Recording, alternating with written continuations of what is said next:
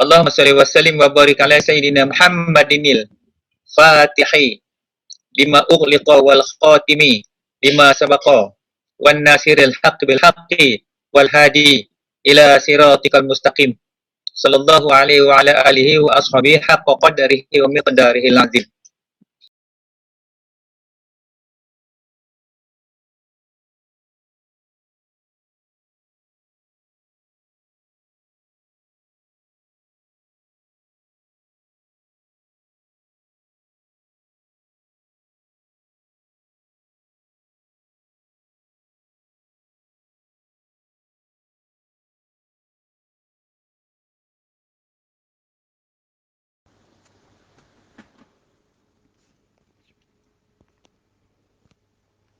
Bismillahirrahmanirrahim. Allahu Akbar. Alhamdulillahirrabbilalamin. Wassalatu wassalamu ala asyrafil anbiya'i wal mursalin wa ala alihi wa sahbihi ajma'in. Subhanaka la ilma lana illa ma 'allamtana innaka antal alimul hakim. Rabbi shrah li sadri wa yassir li amri wahlul 'uqdatam min lisani yafqahu qawli wa la hawla wa la quwwata illa billahil aliyyil azim. Amma ba'd. Alhamdulillah. Syukur kita kepada Allah Subhanahu Wa Taala. Dalam tempoh yang agak panjang, kita berhenti sekejap untuk menyambut Aidilfitri dan Alhamdulillah kita akan mulakan kuliah kita seperti biasa. Mudah-mudahan dengan kembalinya kita kepada kuliah mendapat banyak manfaat yang akan kita temui nanti insya-Allah. Jadi bila perintah Nabi kata tuntutlah ilmu, itu satu kewajipan. Walau dalam keadaan apa sekalipun, kita tak boleh duduk jauh daripada ilmu, kerana ilmu itu nur. Tanpa nur, kita akan duduk dalam kesesatan. So, jadi insya-Allah setelah kita menamatkan siri kuliah 50 hours, 50 jam, 50 siri kuliah sebagai asas kepada duduknya kita di tempat ahli sunnah wal jamaah. So, hari ini kita kembali semula menyambung lagi siri kuliah kita yang tidak akan habis-habis. Lagi mengaji, lagi banyak ilmu kita dapat. Baik, jadi saya mulakan kuliah pagi ini. Sepatutnya kuliah kita malam, tapi sebagai kuliah subuh pagi ini, subuh pun saya tak habis lagi. Kita mulakan dengan tajuk syahadah. Asyhadu an la ilaha illallah wa asyhadu anna Muhammadar Rasulullah. Asyhadu an la ilaha illallah wa asyhadu anna Muhammadar Rasulullah. Asyhadu an la ilaha illallah wa asyhadu anna Muhammadar Rasulullah. La ilaha illallah Muhammadur Rasulullah. La ilaha illallah Muhammadur Rasulullah. La ilaha illallah Muhammadur Rasulullah. Allahu akbar, Allahu akbar. Allahu akbar, Allahu akbar, Allahu akbar, Allahu akbar, Allahu akbar. La ilaha illallah. La ilaha illallah. La ilaha illallah. Allah, Allah, Allah, Allah, Allah, Allah. Alhamdulillah. Maknanya permulaan Islam itu adalah dengan bersyahadah. Jadi saya rasa syahadah ni satu tajuk yang seperti mana dalam kuliah yang lepas kita belajar. Mungkin dah lepas raya ni banyak yang dah tak ingat. Jadi untuk mukaddimah kita kuliah ni saya mulakan balik. Peringat balik. Tajuk dia tak banyak lagi lah. Syahadah. Jadi apa yang dimaksudkan syahadah tu? Penyaksian. Penyaksian menyaksikan ketunggalan dan keesaan akan zat Allah Subhanahu Wa Taala dan menyaksikan akan kebenaran Nabi Muhammad sallallahu alaihi wasallam. Jadi persoalan penyaksian ini adalah suatu perkara yang maha hebat. Kerana orang yang beriman kepada Allah itu mereka sentiasa menyaksikan kewujudan akan zat Allah Subhanahu Wa Taala dengan melihat alam. Sebagai alam ini sebagai tanda kewujudan Allah. Bagaimana Allah menciptakan alam ini. Termasuklah kita ni sebagai alam, sebagai makhluk yang berada di dalam alam ini. Jadi dengan mengenal akan dua kalimat syahadah, itu penyaksian, kita menyaksikan bahawasanya Allah itu tunggal. Allah itu Esa dan Muhammad itu benar adalah pesuruh Allah. Maka kita duduk berada di dalam landasan yang benar. Pada landasan ihdinas siratal mustaqim. Di kedudukan yang paling mulia, yang mana kita semua orang kena berada di sini. Sebab itulah kalimat agung bagi orang yang mengucap yang masuk Islam. Maka kalimat yang paling awal dia wajib ucap adalah dua kalimat syahadah. Demikian juga kalimat ini mengiringi orang yang akan kembali kepada Allah, iaitu orang yang akan mati dengan kembali bersyahadah kepada Allah. Maka dengan bersyahadah itu, tanda ia akhiri kehidupan di atas muka bumi ini sebagai orang yang Islam, orang yang seorang yang mukmin. Jadi sebab tu dia ada istilah-istilah, ada kisah-kisah bagaimana orang yang mengakhiri kalam dengan pelbagai-pelbagai keadaan. Ada yang mengucap Allahu Akbar, ada yang mengucap Allah, Allah, Allah, Allah. Dan bolehkah kalau kita mengucap Allah saja sampai nyawa kita habis? Nanti kita akan bincang sedikit supaya kita faham kan, kadang-kadang kematian ini mengejut. Kita tak sempat nak prepare. Kalau orang yang memang sakit, berada atas katil hospital, memang dia sempat membuat persediaan. Tapi kalau yang mati terkejut, aksiden dan sebagainya, bagaimana persediaan itu pula? Mati wajib mati. Kullun nafsin za'iqatul maut. Yang hidup tu pasti mati. Cuma kematian tu macam mana yang kita perlu hadapi.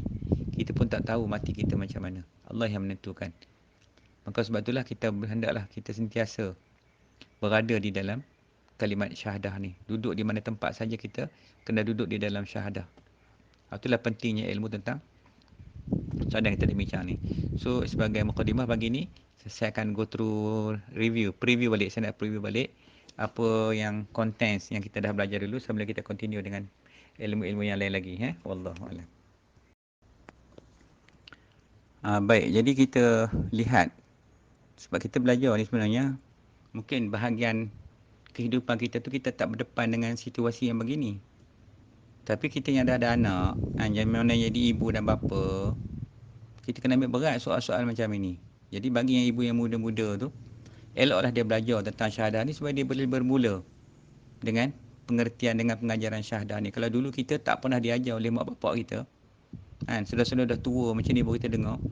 Jadi apakah indahnya kalau ibu ayah tu yang ada anak, dia ambil faham dulu bab macam ni. Jadi bila anak tu dah sampai akil balik tu, senang dia nak ajar anak tu untuk syahadah dan sebagainya.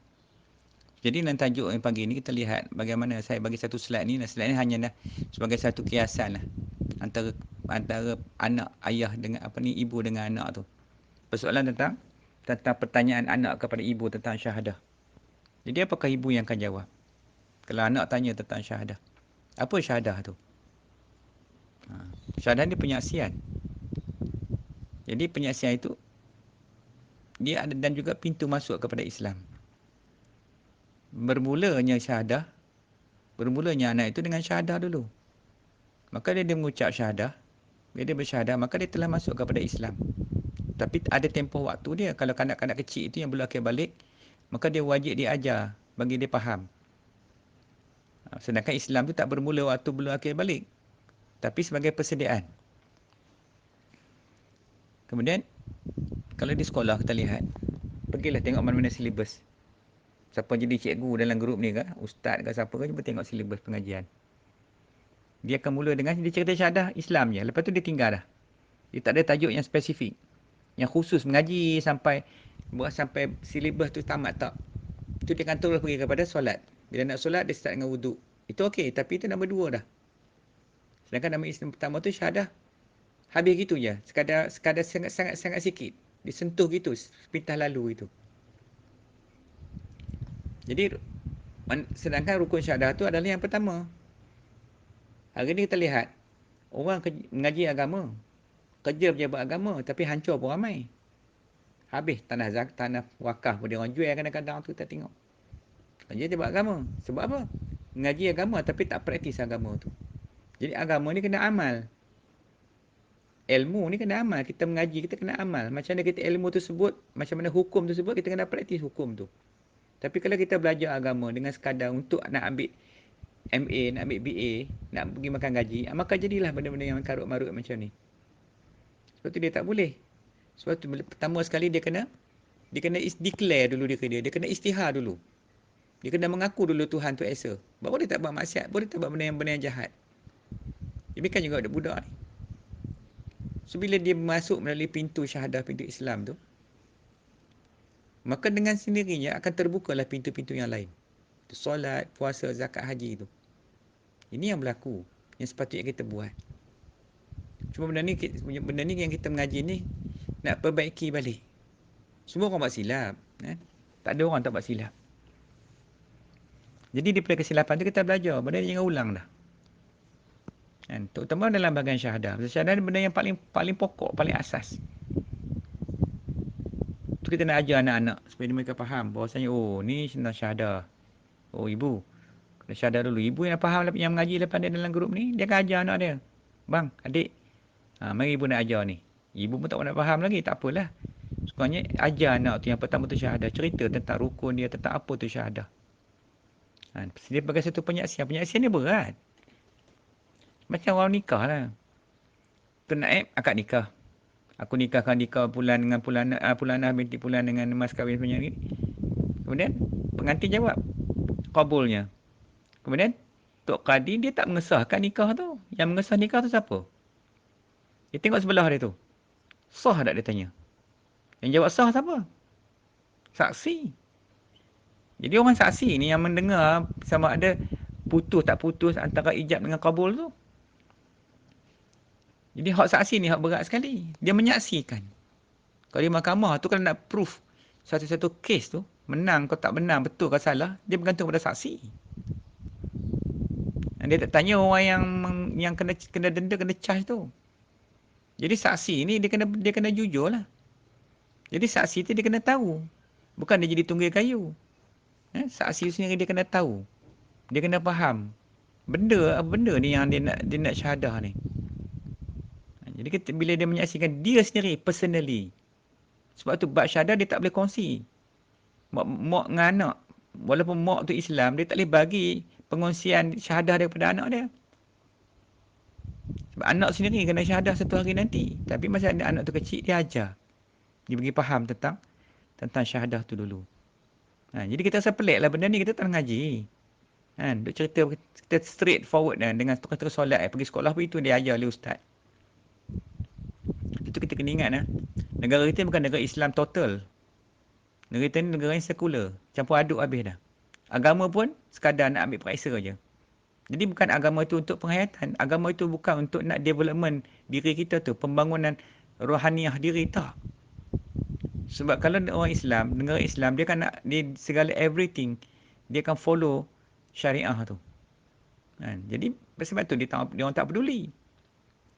Buat pula puak-puak kapitalis tu dah memang dah nampak dah. Kelemahan umat Islam tu kat mana? Syahadah. Maka dihilangkan syahadah tu. Maka silibus dia orang kawal. Ni sekarang ni pula masuk puak-puak Wahabi pula dalam tu. Buang habis. Ajar pula tauhid, semua 3 tauhid dah. Dah tauhid sebab 20 tu dah hilang habis dah. Pergilah masuk sekolah menengah ke universiti ya, tengok silibus dia. Tauhid rububiyah, uluhiyah, tauhid asma' wa sifat. Lah ahli Tuhan tak kenal. Jadi keras. Dia kenal Tuhan macam tu ya. Dia kenal Tuhan surface. Sebab puak-puak ni memang dia suka ajar surface. Sedangkan kita tak boleh. Kita nak kenal Tuhan tu kena kenal sungguh-sungguh. Kena ma'rifah dulu. Betul datangnya awwaluddin ma'rifatullah. Awal-awal agama tu kena ma'rifah kepada Allah dulu. Supaya benda lain senang kita buat. Bila dia ma'rifah, zohiriah, sekadar kenal surface, pegangan cengkaman dia kepada Islam tu tak kukuh, rapuh. Jadi rapuh. Bukan tak boleh ngaji, ilmu tu rapuh. Bila rapuh tu fragile. Bila fragile tu anything could be happen. Senang. Kena sikit crack. Kena sikit crack. Macam tu. Ini yang paling penting. Kita nak kena, bila kita nak faham macam mana kedudukan syahadah tu sendiri ni. So jadi mana kita kena mula dah sekarang ni untuk train anak-anak kita macam mana kita nak mulakan tentang pengajian ilmu-ilmu ni bagi faham bagi jelas. Wallahu a'lam. Baik, begitulah keadaan tentang syahadah tu. Jadi bila sebut syahadah ni, kita sendiri ni, mak bapak ni. Mak bapak ke atuk ke, dia kena jadi mak dengan bapak dulu, baru jadi atuk. Jadi opah ke, maktuk ke, pembenda ke, dia kali lari daripada mengerti, memahami bab syahadah tu. Sebab dalam hidup dia, apa yang Allah akan tanya itu tentang syahadah. Rukun paling awal ni rukun syahadah lah. Bukan rukun solat, bukan rukun wuduk. Dia kena syahadah dulu. Sebab setiap yang kita belajar dulu tu, setiap satu ilmu tu, satu rukun Islam tu, maka dia ada dalam tu, setiap rukun tu pula ada rukun. Dalam rukun ada rukun. So dalam rukun Islam, pertama sekali dua kalimat syahadah. Kemudian dari dalam syahadah tu pula ada rukun dia sendiri. Rukun tu menggambarkan keseluruhan syahadah tu. Bagi kita faham apa benda so contents dia syahadah. Baru kita senang nak belajar. Kalau kita tahu daripada dulu dah kita pulun belajar dah. Sebab daripada syahadah tu dia akan menentukan arah tuju kehidupan seseorang itu. Kalau dia tak ada syahadah, cuba tengoklah yang di huru-hara ni. Cuba tengok politik kita kat Malaysia ni. Yang berabut politik ni orang Melayu. Kalau orang Melayu yang berabut politik tu dia reti bab syahadah, dia tak berduduk kat situ dah. Tak jadi macam itu. Dia bukan nak jadikan pemimpin untuk nak bina kehidupan rakyat. Dia nak pulun dia kepentingan is self interest. Dia kan ke situ juga. Tetapi berbeza dengan orang yang dia mulakan dengan syahadah. Sebab syahadah tu dia control. Dia macam center tu. Controlling punya center. Dia nak direct, dia nak divert. Ke mana tu daripada syahadah tu dulu. Sebab syahadah, daripada syahadah dah datangnya. Solat, puasa, zakat, haji tu. Tiba-tiba dia mula nombor 2 dulu. Memanglah dia Islam. Tapi imannya di mana dia nak tinggal tu syahadah tu. Sebab syahadah ni persoalan iman. Jadi ini yang kita nak deliver kepada anak-anak kita, keluarga kita. Supaya memahami mereka itu akan perkara paling asas. Selagi dia tak boleh pegang syahadah selama itulah dia tak boleh tentukan kehidupan dia. Dia tak boleh nak bina kehidupan dia. Walaupun landasan tu ada depan tu, dia tak tahu nak pergi landasan yang mana. Bengkok ke, betul ke, corner sana ke, corner sini ke. Sebab dia tak ada arah tuju. Dia cuma ada tuju, dia hidup. Bagi orang Melayu. Itu saja. Masuk dalam puasa, puasa. Nah, orang puasa 6, dia puasa 6 juga. Puasa, baguslah puasa tu. Tapi, apakah puasa dia mencapai kehendak Allah dan Rasul? Atau sekadar untuk nak nampak pahala je? Sedangkan ibadat ni, pahala tu ganjaran. Tapi tujuan utama adalah mardatillah. Banyak beramal ibadat tak diterima oleh Tuhan. Sebab Allah tak redha. Kita nak cari redha dulu. Bukan nak cari hak pahala tu memang Tuhan bagi. Tuhan cerita, Nabi cerita tentang kelebihan-kelebihan orang yang beramal begini dapat pahala gini. Nak bagi semangat kita beribadat. Tapi target kita bukan pahala. Target kita redha. Bila Allah redha kepada kita tu, maka segala serba-serbi Allah akan bagi. Yang kita lah kasih sayang kita kepada seseorang. Apa kita buat? Kita akan bagi segala-galanya. Itu begitu juga dengan persoalan kita dengan Allah. So, bila nak mencari satu benda yang kemuliaan di sisi Allah dan Rasul, syahadah tu adalah tempat permulaan. It's a starting point. Kalau nak tulis huruf alif, dia mesti daripada noktah dulu. Dia tak boleh terus tenyih huruf alif keluar huruf alif. Dia mesti kena tekan dulu. Tekan dulu. Tekan pada huruf noktah dulu. Daripada noktah tu maka terbitlah huruf alif. Daripada noktah tu terbitlah huruf ba, huruf sin, huruf apa-apa huruf yang lain. Apa saja huruf. Even kita tulis Rumi pun tak boleh keluar. Dia mesti ada permulaan dia. Dekat mana permulaan dia, starting point. Impossible kita terus pergi pada huruf tu tanpa ada starting point dia. So, jadi dalam agama ni, permulaan itu adalah syahadah tu dulu. Maka sebab tu kita tekankan di sini, pengajian kita ni lebih kepada pengajian memahami tentang aspek awal sekali, iaitu binaan yang pertama, tiang seri yang pertama adalah syahadah.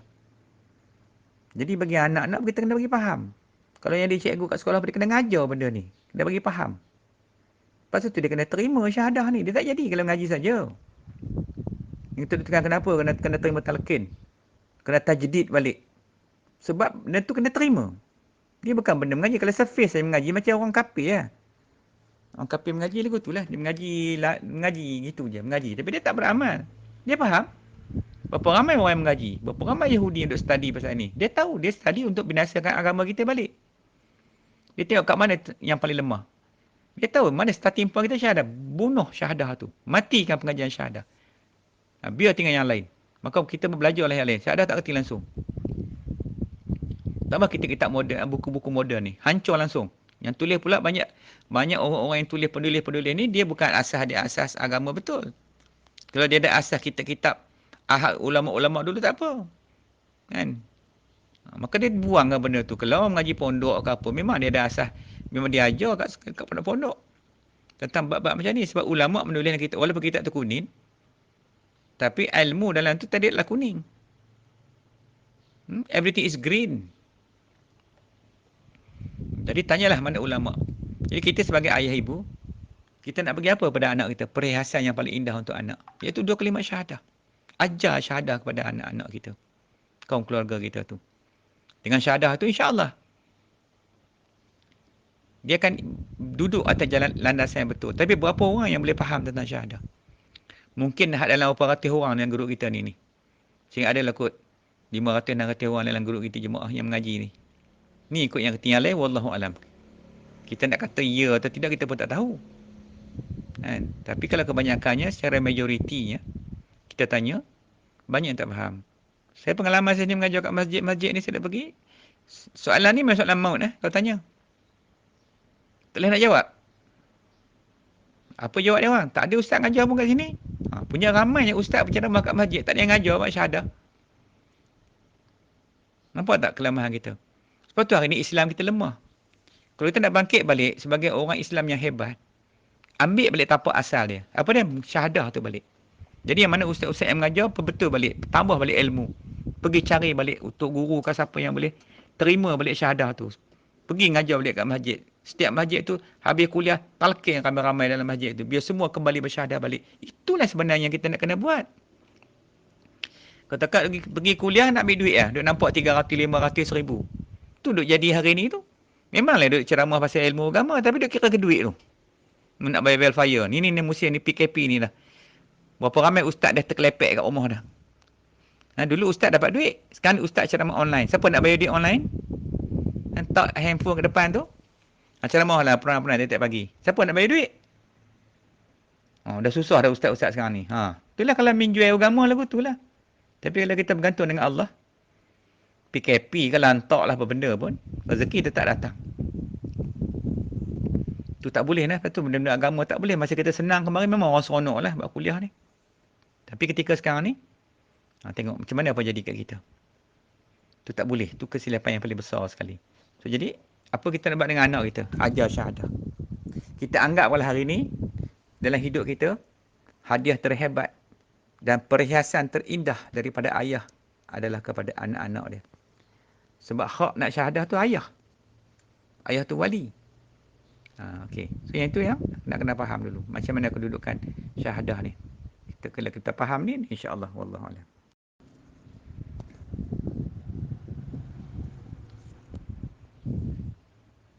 Baik, kalau kita lihat balik kan, asal kemarin pun yang kita awal-awal adalah syahadah. Kalau anak murid, anak-anak ke siapa tanya kita ke, mana yang nak kena belajar dulu? Mana yang belajar dulu? Iaitu syahadah. Ada setengah orang, dia dengar perkataan syahadah, dia jadi takut.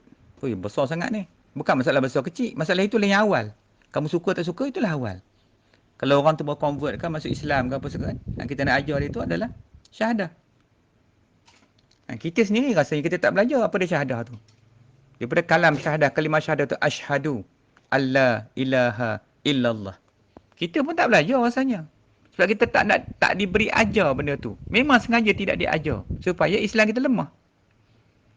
Kita kena faham ni. Kita ni duduk dalam lingkungan kapitalis. Pemerintah Islam lain. Kalau pemerintah khalifah, dipaksanya kita belajar ni dulu. Sebab itulah punca kebangkitan ataupun punca tertegaknya Islam itu di tiap-tiap diri manusia itu adalah dengan 2 kalimat syahadah. Hari ni kita diajar benda lain. Ditanya benda kecil, kamu besar nak kerja apa? Cikgu-cikgu kat sekolah pula. Kamu nak kerja apa esok? Dan mengaji tak payah sekarang ni. Buat dek Dajjal punya hal, kita tengok. Kita nak perang dengan Dajjal. kekuatan untuk menghadapi pokok dajjal ni dengan syahadah. Kan? Ketakutan hari ni melampau-lampau dah hari ni. Sembahyang masjid boleh tak boleh dah. Terlalu takut kita. Kan? Dajjal hantar COVID tu sekor je. Tapi kalau kita tak beriman kepada Allah, sedangkan kalau apa berlaku pun semua kita kena pandang balik kepada Tuhan. Allah punya penggerak yang menentukan sesuatu itu akan berlaku dalam alam ini. Maka bila kita mula, kalau kita ni panggil ayah, ajar dulu syahadah tu. Sebagai rukun Islam pertama sekali. Kita back balik kepada asal. Apa awal sekali? Bunyal Islamu ala khamsi. Syahadati alla ilaha illallah wa anna Muhammadar Rasulullah. Udah tahu aqimus solah. Jadi dibina Islam atas 5 dasar itu. Pertama Islam, syahadah. Maka syahadah itu mengucap. Takkan mengucap je. Contents. Kandungan syahadah tu apa? Mustahil syahadah yang begitu hebat dan pertama tak ada benda. Maka itu rukun Islam yang pertama. Kenapa diwajibkan syahadah dulu? Hari itu kita dah bincang panjang lebar tentang rukun dia. Bagaimana yang kita bincang kemarin, yang saya cerita kemarin. Dalam 5 rukun Islam tu, rukun syahadah je yang tak payah buat apa pun.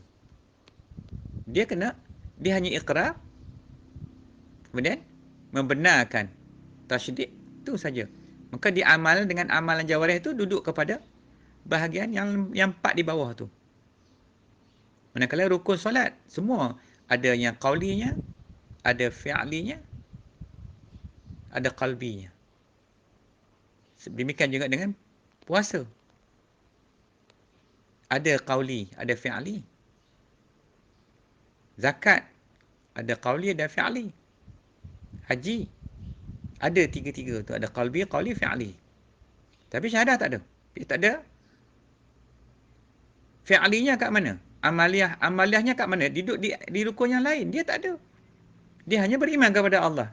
Mengucap syahadah, jadi Islam, jadi Muslim, jadi mukmin, khalas. Tapi praktikalnya yang mana? Yang di bawah tu. Tanda dia mukmin, tanda dia Muslim, dia tegakkan yang 4 lagi di bawah tu. Kemudian imannya di mana? Amantu billah wa malaikatihi wa kutubihi wa rusuli wal yawmil akhir wal qadri khairihi wa syarrihi min Allah Ta'ala. Itu bahagian imannya. Percaya dia tu. Orang yang percaya kepada Allah Rasul ni, dia tak buat kerja karut atas dunia ni. Sebab dia beriman. Contoh beriman kepada malaikat kiraman katibin. Contohnya kita ambil. Bahawasanya kita tahu di sisi kita tu ada 2 malaikat pencatat amal. Kiraman katibin ataupun rakit dengan atik. Tidak ada satu perbuatan kita, wa'ima, sama ada qauli kita, perkataan, lisan kita, sama ada amal kita, perbuatan, ataupun qalbi kita, hati. Tidak ada benda yang tidak dicatatkan oleh malaikat kiraman katibin. Tiap-tiap satu kelakuan itu akan dicatat. Apa kita buat hari ini? Sama ada buat beriman kepada Allah, buat kebajikan atau buat maksiat, buat benda yang fasik, akan dicatat oleh malaikat. Baik. Orang yang beriman kepada Allah, kepada malaikat ni tadi, dia takkan buat, dia tahu dah. Kalau aku buat, contoh tengok TV, tengok benda karut-karut. Tengok TV tu boleh. Bila tengok benda yang mengarut dah masuk dalam benda yang, dah jadi benda yang maksiat. Telinga, mendengar benda-benda tak faedah. Mendengar hiburan, enjoy, release tension, kononnya. Orang release tension ni semayang. Baca Quran, berzikir, bukan dengar lagu. Kita dengar lagu pula, dengar radio, buka dengar yang menyanyi tu pula maksiat. Perempuan pula suara tu aurat, menyanyi, melalak melolong dalam radio. Dengan muziknya kat belakang tu, tumtam semua benda tu. Malaikat catat tak? Malaikat catat perbuatan tersebut. Duduk dalam maksiat masa tu. Berapa jam? 2 jam dengar radio. 2 jam dalam maksiat, tak ada pahala. Dia tak boleh campur ketika ada maksiat ada pahala, tak ada. Maksiat lah kau. Pahala lah buat kebajikan. Tutup radio tu pergi semayang semua. Ada masa tu baru dia kira pula. Lepas tu dia kena kembali kepada, bila lepas buat maksiat, kena kembali bertobat balik kepada Allah. Tidak nanti duduk heretnya dosa tu masuk dalam amal dia pula. Duduk jadi rojak dah. Sedangkan cahaya ni bukan boleh bercampur dengan benda maksiat ni. Nur tu tak boleh. Tu. Itu benda-benda yang kita nak faham. Itu mana dia beriman kita kepada malaikat contohnya. Kita tahu malaikat tu. Bukan menyembah malaikat, tapi percaya malaikat tu ada sebelah kita. Allah lantik dua orang tu. Nak tengok apa kita buat. Pasal kita dah dihantar ke muka bumi ni untuk menjalani ujian-ujian atas muka bumi. Maka sebagai bukti kita fail atau kita berjaya, Allah akan buka kitab suratan amal kita. Sebab tu orang nak mati tu, yang mati dalam beriman, dia senyum mati dia. Sebab dia tengok amal dia tu banyak pada amal jahat. Yang mati dalam susah tu, gelisah tu sebab dia tengok kitab dia tu penuh benda-benda maksiat dalam hidup dia, dia tulis dalam tu. Dah lah tak bertaubat. Itu yang kita bimbang sekali. Jadi sebagai bukti, sebagai nak membuktikan kepada kita yang kita ni berjaya atau tidak, itulah suratan amal kita akan dibentangkan nanti. Dibentangkan nanti di Yaumul Masyar nanti. Masa nak mati pun dibentang dah. Jibril datang ketika orang nak mati tu. Ditunjuk dah dulu kitab dia. Pintu nampak dah syurga neraka. Masa itu dah tahu dah nak ke mana perginya. Jadi bila kita faham, tu tanda iman. Iman ni rumit. Iman ni kan benda bercakap. Iman ni benda amaliyah. Iman ni kena terima. Dia datang daripada Allah melalui Nabi. Bukan terjun terus kat kita je. Dia tu boleh tanya, kamu beriman ke tidak? Harap beriman mak bapak dia. Tumpang iman mak bapak dia. Bukan boleh. Lepas tu iman tu kena tasydik. Dia sendiri kena terima iman tu. Buat iman anak kita pun. Walaupun kita ni kita ni dia alim lah umpamanya. Tok guru lah. Ustaz ke apa kan. Tak semestinya anak tu dia boleh ambil iman kita. Kita pula bagi kat anak kita. Wahai anakku, ambillah iman ayah sikit. Tak boleh. Iman ni masing-masing. Sebab anak tu besok bila dia besar nanti, dia juga akan melalui kehidupan dan muka bumi ni. Macam mana kita sebagai ayah dia. Jadi kalau kita cakap bahasanya mudah, engkau, aku. Macam tu. Begitu persoalan iman. Jadi sebab itulah kita kena mulakan dengan syahadah supaya kita ni, anak-anak kita dapat makrifah kepada Allah. Biar dia kenal Tuhan dulu. Jadi bila dia mengharungi kehidupan itu, dia tahu. Dia bukan saja-saja hidup. Ada yang memerhatikan kehidupan ni. Siapa dia? Iaitulah Allah. Allah yang bersifat dengan, Allah mempunyai penglihatan, sifat basar, melihat Allah Ta'ala itu. Allah melihat. Allah bersifat dengan ilmu. Allah mengetahui apa yang kita buat. So, bila kita faham, kita hidup ni dalam keadaan kita diperhatikan oleh Allah. Macam kita ada kamera tu. Contoh itulah macam ada kamera melihat kita. So, kita nak buat benda pelik-pelik, kita tak berani. Tapi kalau kita tak percaya kat kamera tu, lantaklah. Sama juga orang tak percaya pada Tuhan. Dia akan rempuh. Dia akan redah apa saja yang dia rasa dia nak buat. So itulah perkara yang kita nak kena tekankan di sini. Baik, Allah. Okey, baik. So kita tengok balik. Yang kita belajar awal kemarin. Rukun agama. Rukun agama ada 3. Iman, Islam, Ihsan. Ni saya ingat je. Takut-takut lupa. Mungkin ramai dah lupa tu. Ada setengah yang mungkin dia masih lagi buka balik, dengar balik bila tak faham. Ada 50 CD kuliah tu. Ada yang buka balik dengar. Ada yang sudahlah. Faham dah tu. Tu orang yang ambil mudah. Agama ni macam Quran lah. Kita ulang-ulang baca. Ulang je baca. Agama pun rupa tu juga. Kita ulang-ulang belajar, ulang-ulang dengar. Bukan kita pandai pun. Tambah akal kita dah ni. Dengan duit yang subahahnya, makan subahahnya. Segala tok mak nenek subahah. Mana nak boleh ingat? Kan? Istilah pun tak terapai lagi ni. Ni 50 kuliah ni pun saya tak tahulah. Jadi ni nak peringat lagi. Yang kita nak sambung ni kita nak peringat. Ambil benda asas dulu. Ada yang mesej, ustaz kita belajar pasal Nur Muhammad. Macam-macam lah. Tak boleh kata. Asas pun tak kerti. Nak pergi tinggi-tinggi macam mana? So jadi asas kita 3. Iman, Islam, Ihsan yang kita belajar dulu. Yang ni saya rasa dah jelas. Balik lepas ni buka balik tengok. Saya tak ulang dah bab tu. Kita dah ada kita punya kuliah dah. Iman tu apa kita belajar? Dalam ilmu tauhid. Sebab iman ni perkara yang melibatkan pegangan, kepercayaan ataupun i'tiqad. Kepercayaan kepada Allah bukan duduk pada lidah. Lidah tak mampu nak percaya kepada Allah. Kena ingat. Lidah tu hanya boleh bercakap. Lidah tu hanya boleh iqrar. Itu dipanggil iqrar bil lisan. Di iqrar tu Iqrar. Mana iqrar ni, nak jadi orang Muslim, nak jadi orang Islam, dia kena iqrar, dia kena beritahu kepada orang lain. Itu maksud iqrar. Dia kena beritahu seorang-seorang dia. Dia kena istihar. Istihar bukan kepada makhluk manusia sahaja. Dia kena istihar pada seluruh alam. Bagi alam ni tahu dia tu Muslim dah. Bukan istihar depan yang orang yang dia terima Islam tu, tak. Dia kena istihar seluruh, biar malaikat di langit pun tahu. Bila bergegarnya tiang nur di depan arah tu, malaikat tu dah ada orang mengucap syahadah. Siapa dia tengok bahawa orang masuk Islam? Kembali ia kepada Islam. Iman tak? Iman dia dalam hati lah. Sebab tu iman tu tasydid. Membenarkan dengan hati. So iman ni soal percaya. Percaya kepada Allah. Percaya kepada Rasul. Percaya. Dia kan dah buat apa, dia percaya aja. Itu kerja dia. Tapi nak percaya tu pula, bukan boleh percaya gitu-gitu saja. Dia kena ada subjek. Dia kena ada subjek, objek dia tu. Apa benda perkara, apa sifat yang duduk iman tu? Nur. Dan dia nak percaya kepada Allah tu supaya bukan takat percaya dengan mulut. Orang kalau percaya kat lidah, dia akan rempuh juga benda maksiat tu, cakap 80 kali pun. Dia tetap buat juga benda jahat tu, benda yang maksiat tu. Sebab iman tu terbit pada hati. Bila iman tu percaya, kan, iman tu cahaya, dia jenis nur. Dia percaya benda tu maksiat, dia immediately dia akan segera meninggalkan benda tu, dia tak akan ulang buat lagi dah. Melainkan degil hati dia tu. Dia nak buat juga, kita dah larang jangan buat. Dia buat juga. Tu bukan beriman nama dia. Iman ni pesan sekali, patut dia kena terima iman tu. Dia kena ambil iman tu, ambil letak dalam hati tu. Baru jadi. Dia mengaku gitu je, aku beriman, bohong kamu tu. Macam orang bagi sedekah lah, nak ikhlas.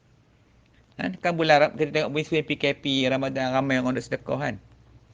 Kau nak sedekah, sedekah lah. Yang kau duk publish besar-besar gambar kau berjalan kulu-kili, tu nak buat apa? Tu cerita kau orang pula. Kena tunjuk hak baik ni. Supaya orang ikut. Betul lah. Kamu boleh kontrol ke diri kamu daripada sifat riak tu? Kan? Boleh kontrol tak? Tak boleh. Lepas tu tengok dalam FB macam mana orang yang hari-hari duk update apa dia buat. It's for what? Untuk apa kamu duk cerita dia apa yang kamu buat? Sedangkan sedekah pun Nabi pesan dah. Sedekah tangan kanan, dengan kiri jangan duk tahu. Suruh sembunyi buat amal kebajikan ni. Bukan suruh tunjuk kat orang. Sekali bolehlah buat kalau hari-hari masuk dalam FB tu ditunjuk. Hari ni, esok lusa. Hari ni makan apa. Buat apa. Cerita kat orang habis semua A to Z. Ni kerja apa ni? Orang beriman tak masuk benda-benda lagu tu. Dia tak cerita hal peribadi dia. Buat apa dia nak cerita kat orang? Nakkan followers? Kalau orang yang idola ni, anchor dia nak cerita kat orang. Oh dia ni buat begini, dia cerita kat orang. Hak cerita tu nama dia riak dah. Lepas riak dia jadi ujub, dia merasa hairan diri dia pula. Oh, tengok macam mana aku boleh jadi baik eh. Tak apa, esok kita masuk hari-hari. Hari-hari masuklah. Sampai dia tidur terlentang pun cerita kat orang masuk. Hari ni letih.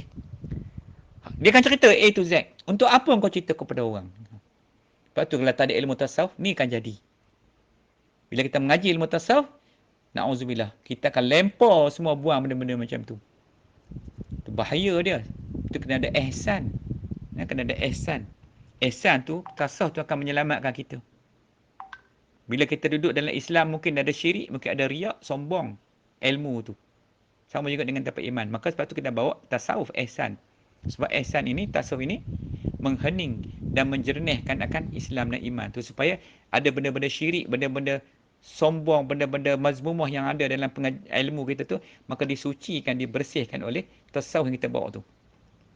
Maka kombinasi tiga ni sangat penting. Maka sebab itulah dia tak boleh tinggal tasawuf tu. Jangan ingat tasawuf ni benda tinggi. Oh, this is super. Tak, dia bukan super. Dia benda yang wajib kena ada. Nak kawal tu iman Islam tu supaya dia betul-betul dia dah track dah. Maka kita buat masuk tasawuf tu. Nak didik hati dengan amalan. Kan senang lah nak buang benda maksiat ni. Contoh TV sudah.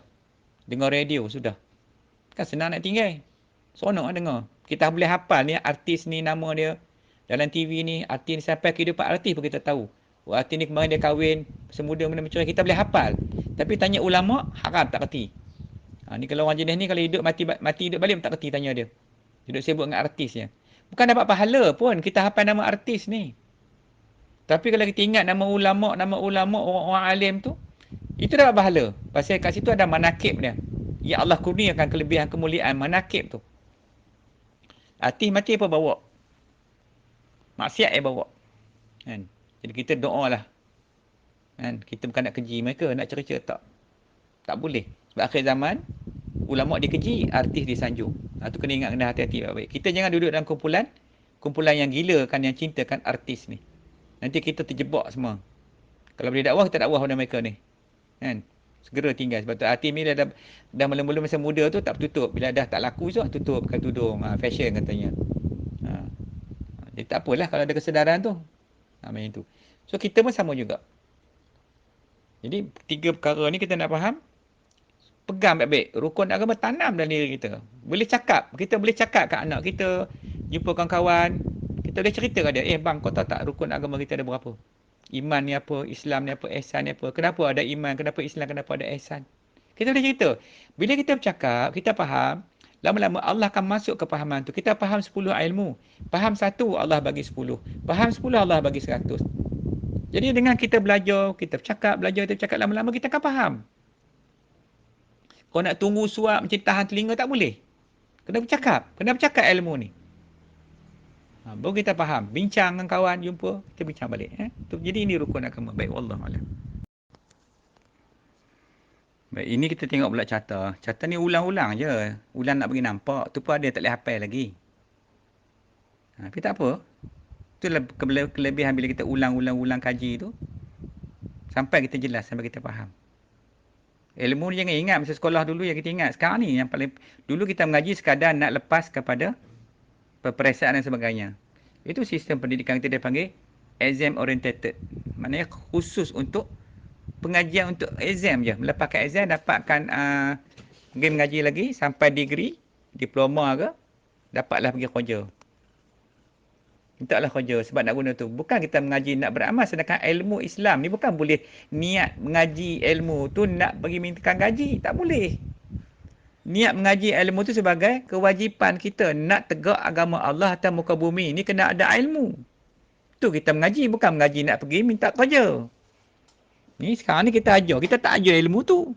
Kita dah cerita kamu nak kerja apa esok. Ambil engineering. Esok nak jadi engineer. Tu benda yang paling silap sekali. Lama-lama kita mengaji, kita tak faham agama tu. Kita mengaji untuk nak exam, bukan untuk nak beramal. Jadi kita mula balik. Kita mula balik dengan rukun Islam, rukun iman, rukun ihsan tu. Biarlah orang tak mengaji. Lantak pilah. Kira kat orang kan boleh. Dunia hari ni. Kita kira kita dulu. Selamatkan kita, keluarga kita dulu. Nak selamat semua orang bukan mampu kita. Kita siapa? Kan? Kita bukannya taraf-taraf orang tinggi, wali pun bukan. Duk berserabut dengan hidup lagi.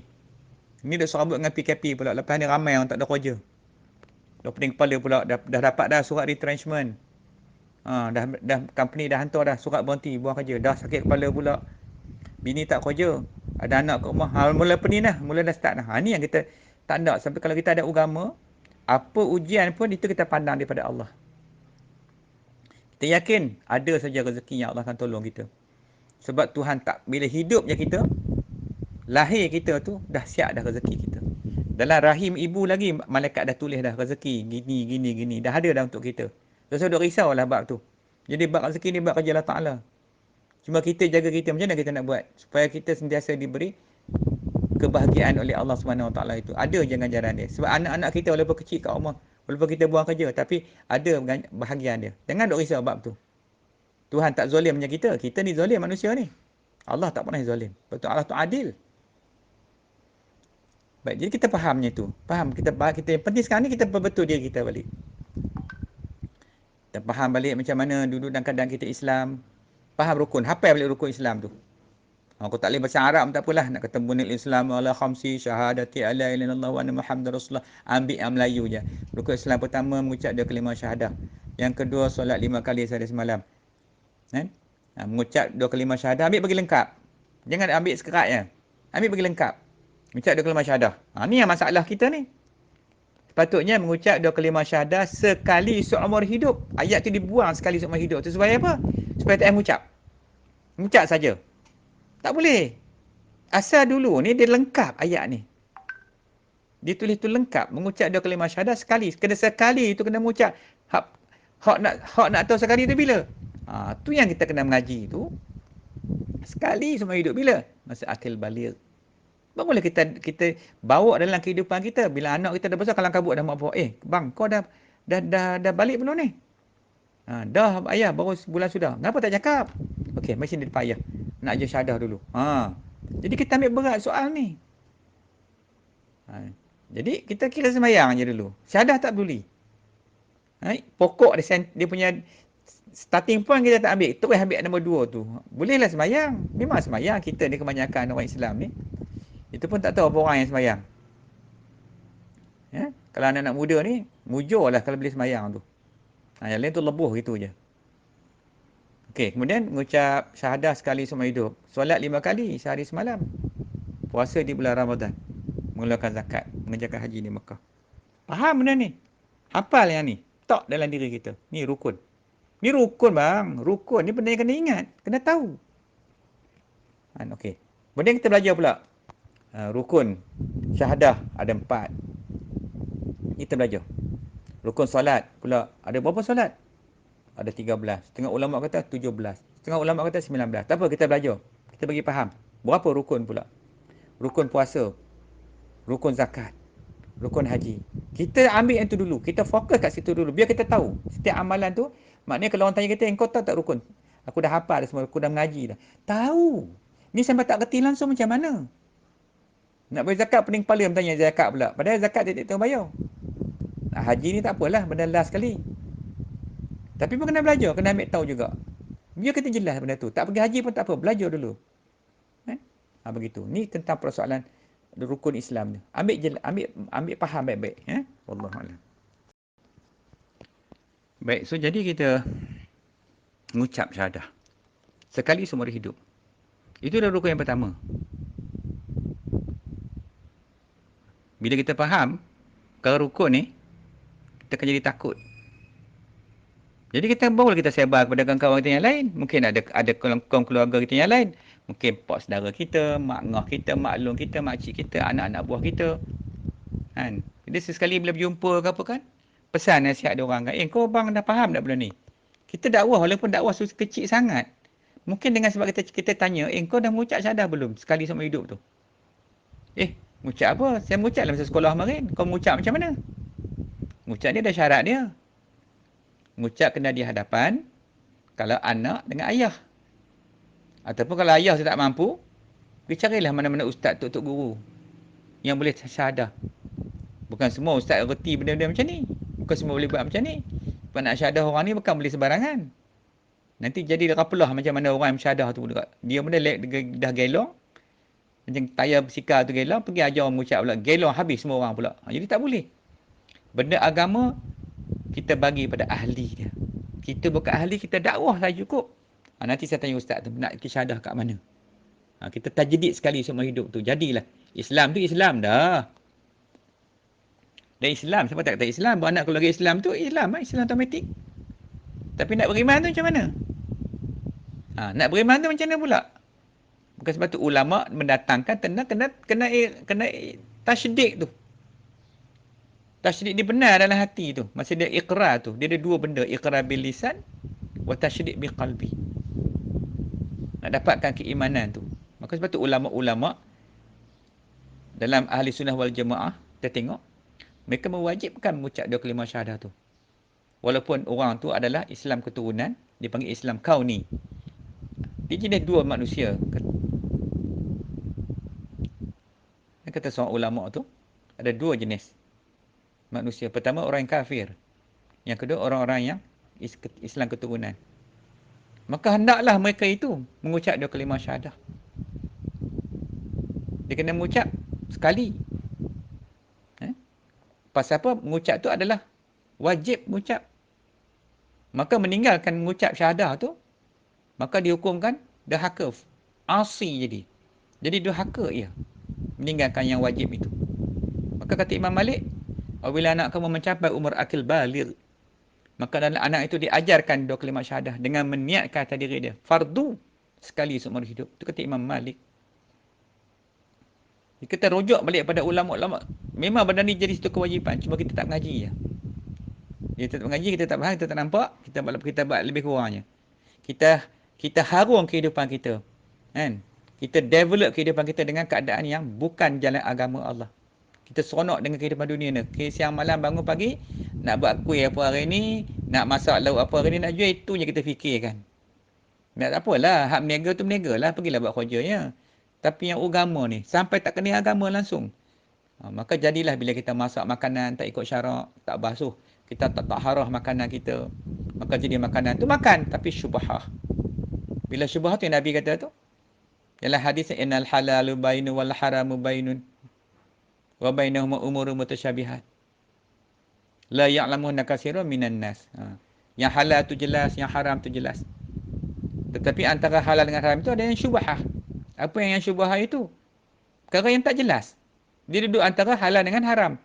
Itu Nabi kata lagi. Dan kebanyakan manusia tak mengerti, tak tahu tentang syubhah ni. Bila banyak tu beramai lah bang. Bila banyak tu ramai tak kerti. Hari ni kita tengok tukang masak kita duduk makan, duduk tunjuk-tunjuk hari-hari kat kedai tu. Kita tanya tengok. Tentang bab taharah dalam makanan. Macam mana nak taharah, nak basuh makanan ikan 3 kali, sayur 3 kali. Ada yang mengerti tak? Tak ada pasal cincang-cincang tangan pun kotor. Kadang-kadang dalam hadas besar lagi. Jamu orang makan. Orang hadas besar ni kalau perempuan ni jagalah. Janganlah dia cucur air tangan hadas besar tu sekali. Kamu dah berhadas. Kalau di rumah tak apalah, kat laki kamu, kat anak-anak kamu tak apalah. Ni jual kat kedai. Tak boleh ke Ustaz? Bukan tak boleh. Kamu berniaga, kamu ni ingat orang bayar duit. Orang bayar duit tu dia nak makanan yang terbaik. Kamu boleh jadi orang yang pendakwah dalam perniagaan makanan. Macam mana? Kamu jaga makanan kamu, cara masak kamu. Kalau yang kamu dah hadas, tak apa, masak, go ahead. Tak ada masalah. Masak kat kedai, pergi kamu berniaga. Tapi jaga air tangan tu yang berjatuh. Nak basuh, ambil gelar pakai elok-elok. Tak ada masalah apa. Masak je biasa je. Baca bismillah, baca selawat apa semua, masak, basuh elok, masak elok. Pergi orang makan. Kan it's the best punya persediaan, practice. Ni tak perlu dirempuh je. Pasal apa? Tak erti hukum. Tahu hukum dia, cari duit. Tu yang pandai. Agama tinggal dah. Bukan pasal meniaga tinggal agama. Dalam meniaga tu ada hukum hakam dia pula. Itulah ketika di Madinah tu, ketika Sayyidina Umar tu dia perintah, dia perambatnya dalam pasar tu. Dia tanya yang jual, yang duk meniaga tu tak erti agama, halaunya balik, mengaji dulu. Sampai faham hukum hakam baru boleh meniaga. Jadi maknanya, orang Islam ni, peniaga-peniaga Islam ni, darjat dia tinggi di sisi Allah. Walaupun dia seorang peniaga, dia peniaga, tapi dia beramal dengan amalan Islam. Dia jadi hebat. Hari ni kita nampak yang hebat orang makan gaji tak? Orang meniaga ni nampak selekeh sangatlah, jual sayur, ikan kat pasar. Tapi, kalau bila kita bawa agama tu dalam kehidupan, dalam perniagaan kita, kan jadi orang yang hebat. Kita hari ni pun nak macam itu.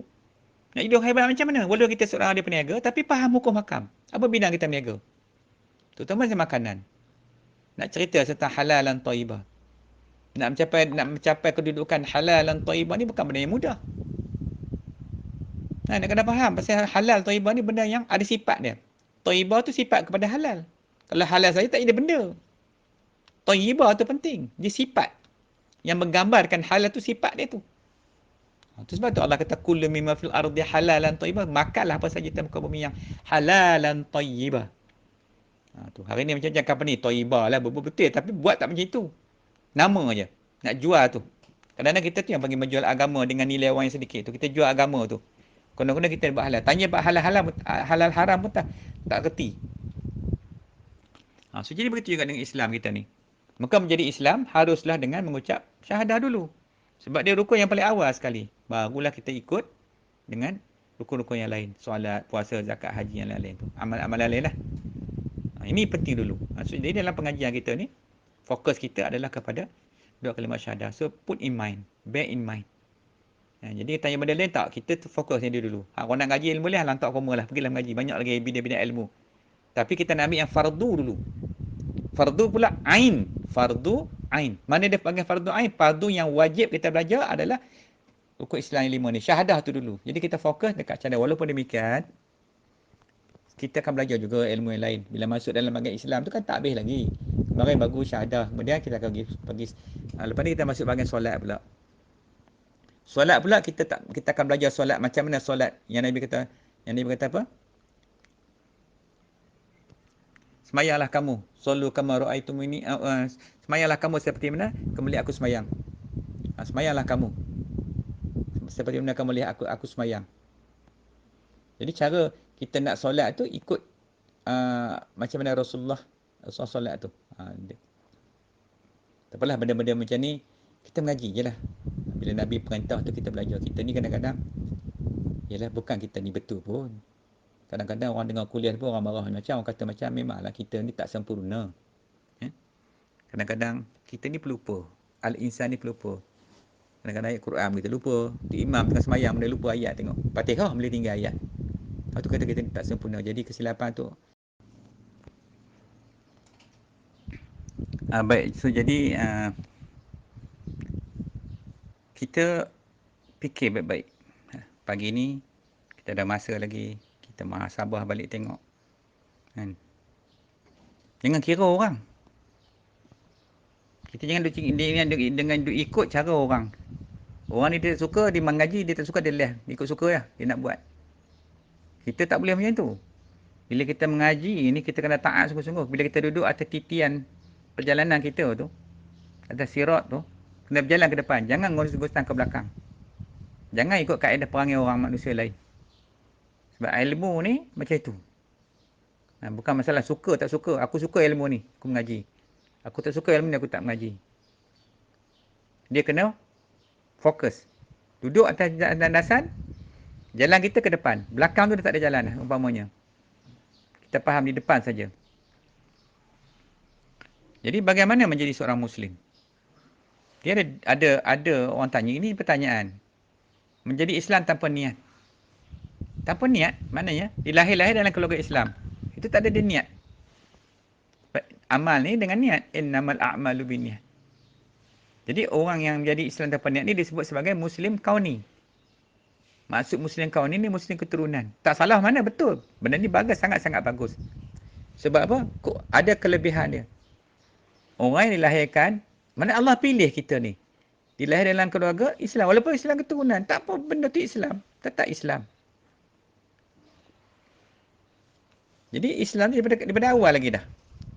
Mak bapak kita orang Islam. Islam macam mana? Wallahu a'lam lah. Islam macam mana kita tak tahulah kan. Yang mengaku jadi Muslim tu.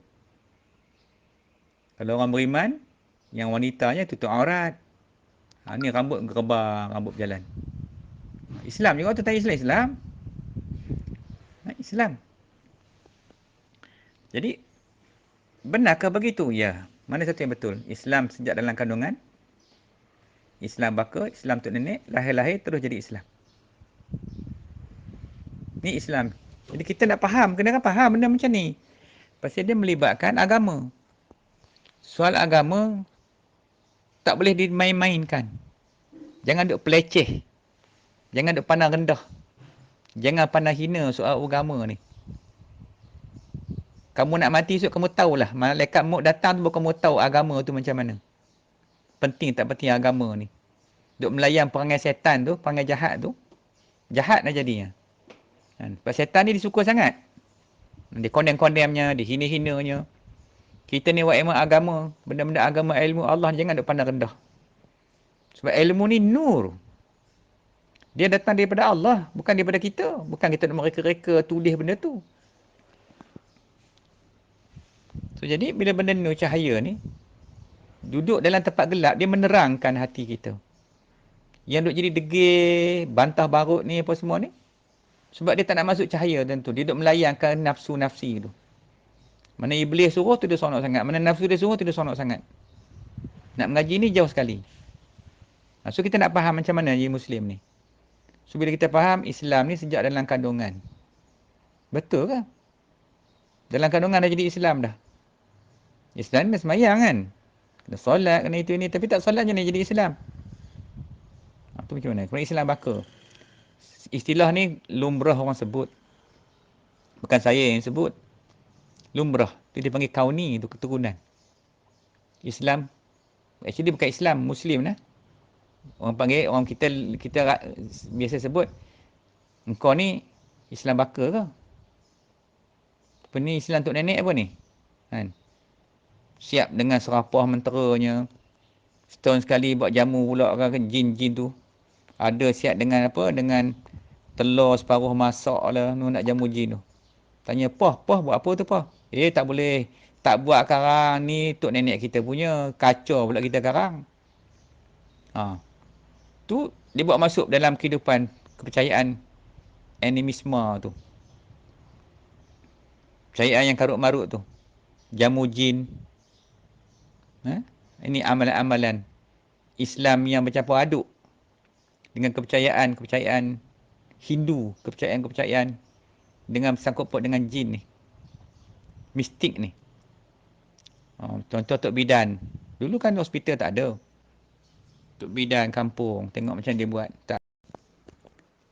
Baik, terputus tadi.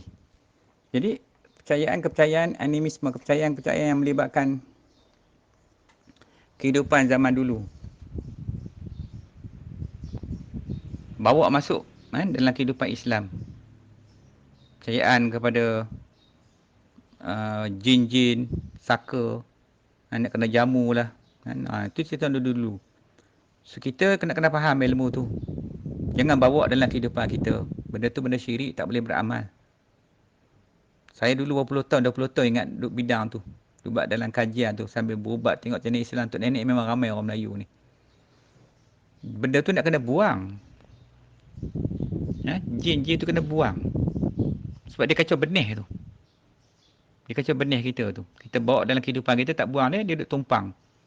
Bila mak bapak tu, suami isteri tu, jimat tu pun dia duduk tumpang sekali. Itu dia bawa jenis benih tok nenek tu. Ini salah satu lagi yang jadi kacau bilau dalam kehidupan kita, masyarakat kita, orang Melayu Islam ni. Benda ni pun nak kena fikir balik, nak kena buang balik.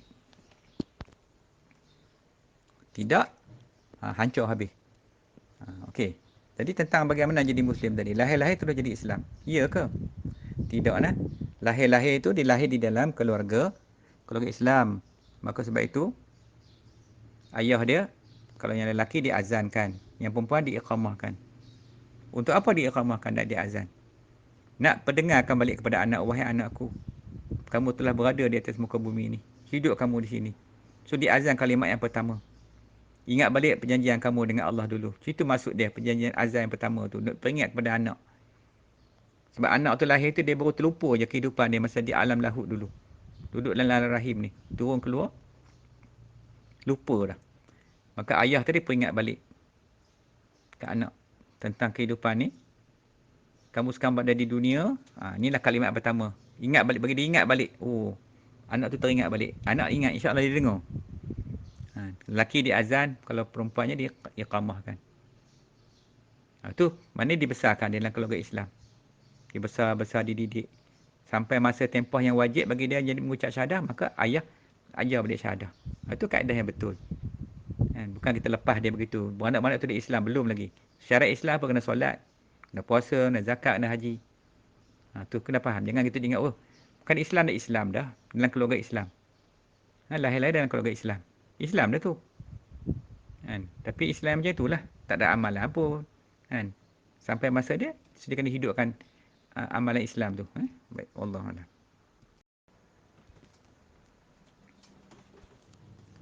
Baik, jadi kita persoalan lagi. Bagaimana menjadi Muslim? Mana satu yang betul ni? Menjadi Islam?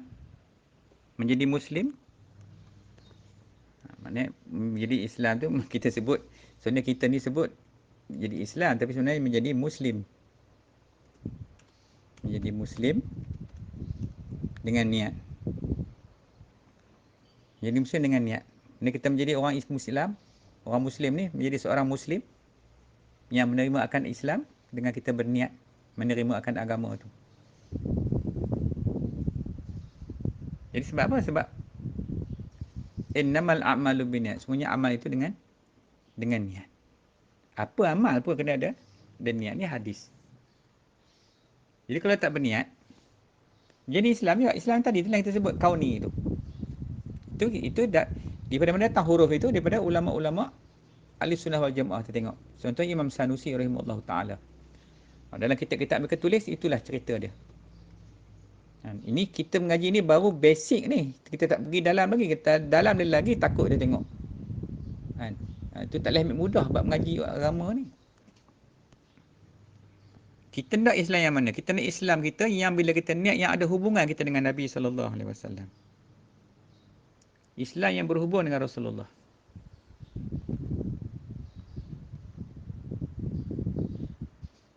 Kita ni Islam yang macam itu. Bukan sekadar jadi Islam macam itu. Ya, mak pak Islam beranak-beranak apa Islam. Biar je anak tu ambil ngaji agama sikit-sikit. Top up sana, top up sini. Yang penting kamu boleh hidup. Beli kereta, beli rumah, boleh kahwin, ada anak bini. Itu je lumrah kehidupan masyarakat kita orang Melayu Muslim ni. Walhal kita ni orang paling mulia sekali bila kita terima Islam tu sebagai agama, sebagai ad-din tu, kita ni dah duduk martabat lain dah. Lain daripada orang kafir dah. Tinggi martabat kita di sisi Allah. Sebab tu kita nak Islam hak Nabi. Bukan Islam hak bapak kita. Ada orang Islam, dia anak elok, pak huru-hara.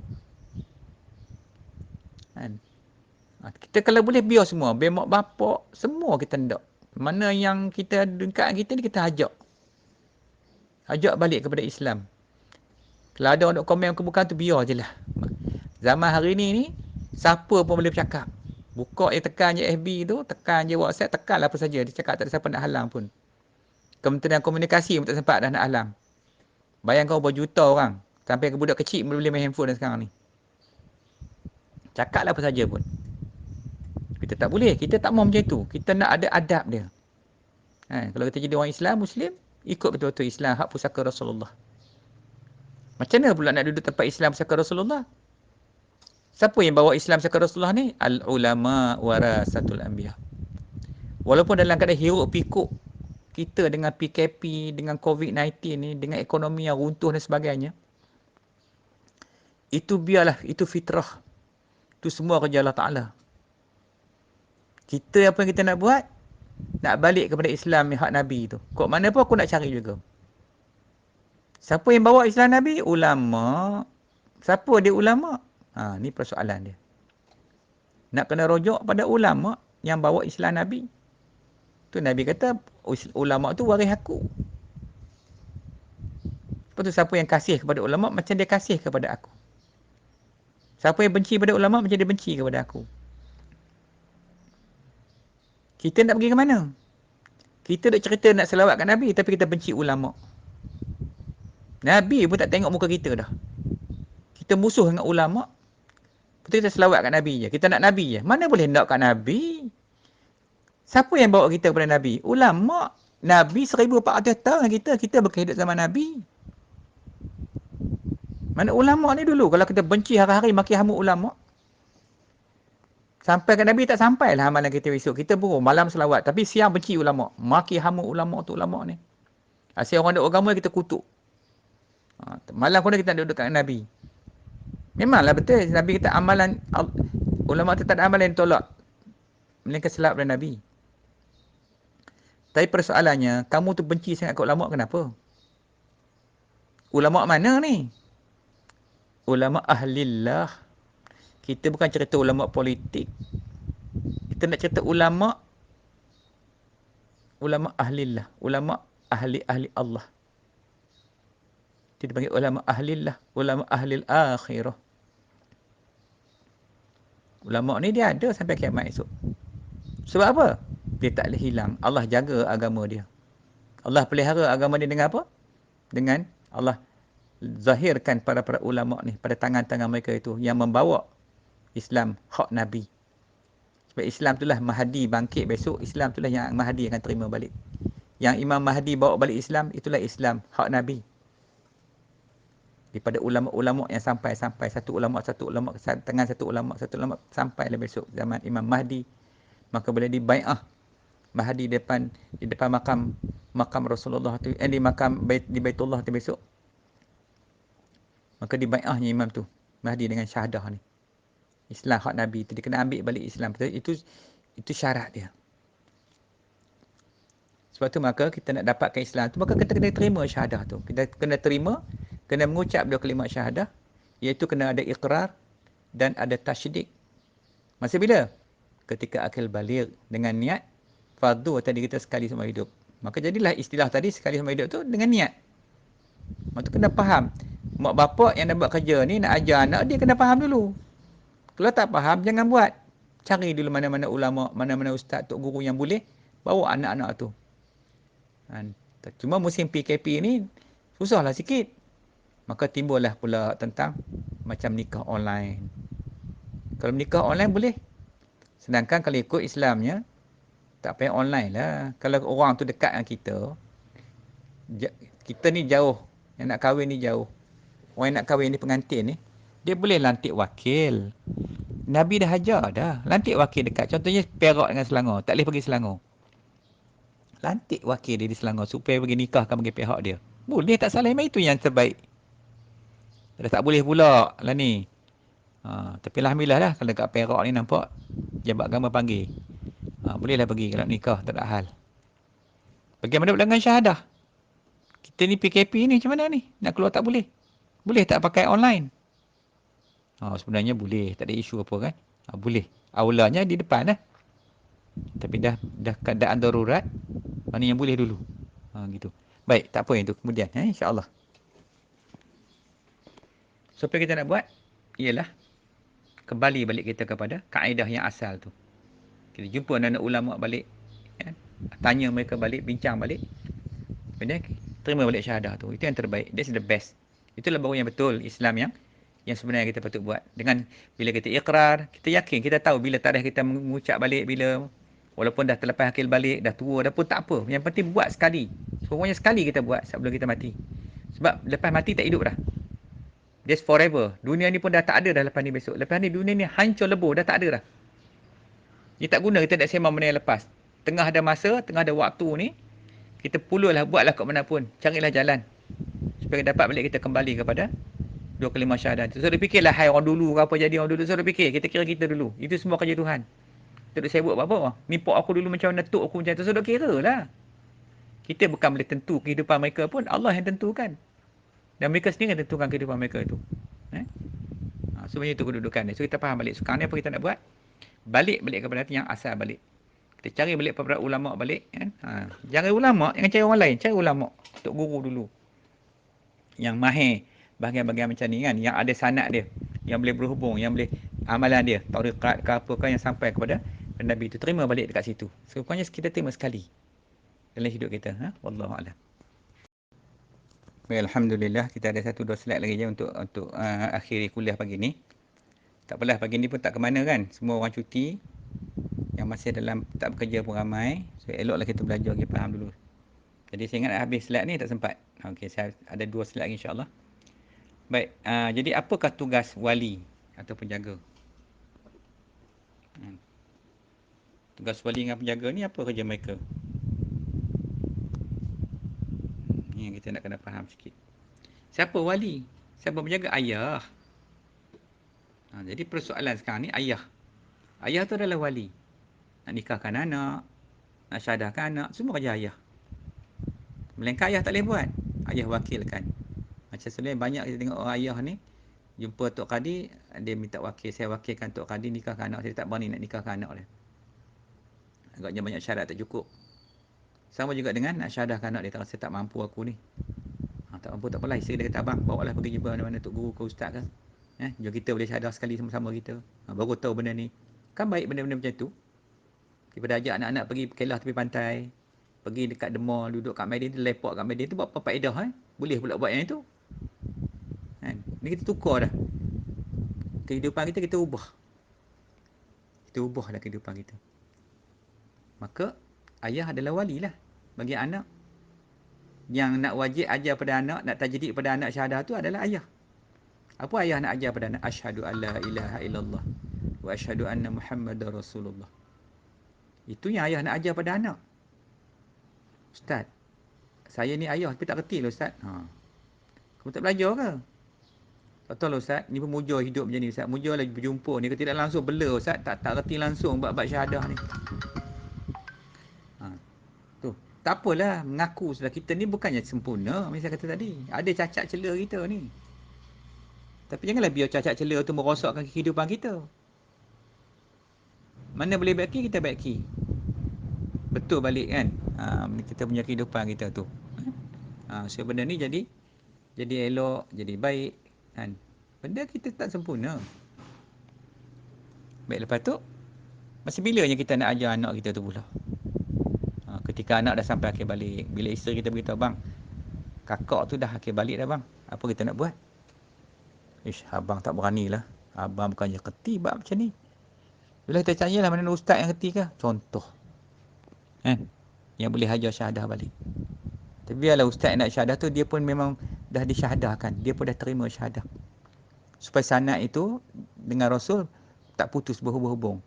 Sebab benda ni bukan benda main, benda agama. Tu saya tekan dia, benda ni benda agama. Ish, buat apa bang? Orang tak nak buat pun. Ustaz kita lagi hebat mengaji kat Al-Azhar tu. Tak buat pun, ikut ustaz tu buat apa? Pula dah. Tu saya sebut benda ni bukan semua orang reti. Pasal satu agama jadi huru-hara hari ni.